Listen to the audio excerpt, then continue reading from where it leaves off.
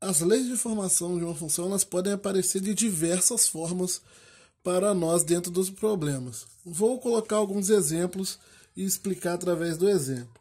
Considere a função f, que é uma função dos naturais nos reais, um exemplo, e tal que f de x é igual, isso aqui agora vai causar um estranhamento, 2x mais 3 ou x ao quadrado mais 2.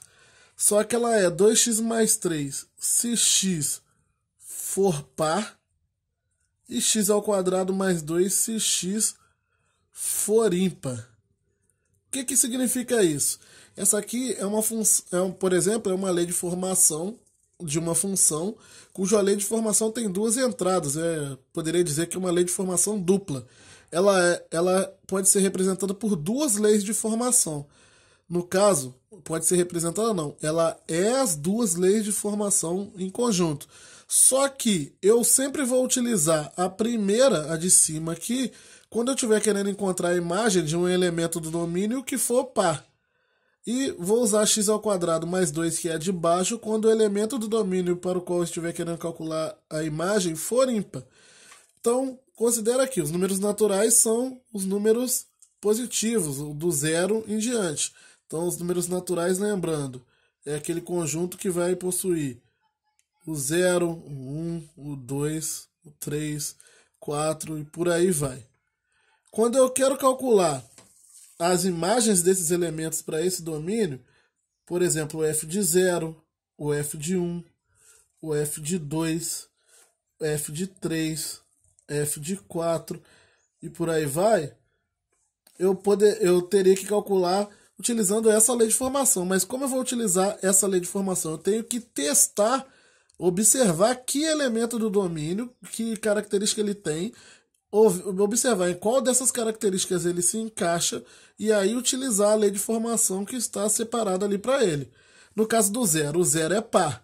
Então, se x for par, no caso aqui o zero é o x, para esse caso, para esse exemplo, eu vou usar a lei de formação de cima, que é 2 vezes x mais 3, então 2 vezes 0 mais 3, 2 vezes 0, 0 mais 3, 3. Agora a f de 1. O 1 é ímpar, então vou usar a lei de formação de baixo. 1 ao quadrado mais 3, mais 2, perdão. Então 1 ao quadrado mais 2 vai dar 1 mais 2, que é 3. A f de 2. O 2 é ímpar? Não, o 2 é par, então eu tenho que usar a lei de formação de cima. 2 vezes 2 mais 3, que é 4 mais 3, que é 7. Agora o 3 é ímpar, então eu vou usar a lei de formação de baixo. 3 ao quadrado mais 2, que é igual a 9 mais 2, que é 11. A f de 4, 4 é par, então vai ser 2 vezes 4 mais 3, que é 8 mais 3, que é 11. Não tem problema nenhum nisso.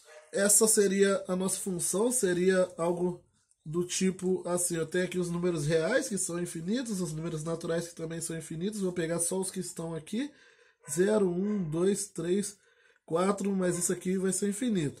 E vou pegar aqui as imagens apenas, o 3, o 7 e o 11. Eu tenho o 0 indo no 3, o 1 indo no 3, o 2 indo no 7, o 3 indo no 11 e o 4 indo no 11. Seria uma função desse tipo, não tem problema nenhum na função. Todo mundo aqui vai estar sempre associado a alguém do outro lado. Não tem problema você ter dois do domínio ligado a um mesmo no contradomínio. Seria se fosse o contrário, um do domínio ligado a dois do contradomínio. Essa seria a função, um esboço dessa função. Esse tipo de função aqui também pode aparecer daqui por diante. E essa propriedade aqui não necessariamente precisa ser uma pergunta só considerando par ímpar. Poderia ser qualquer tipo de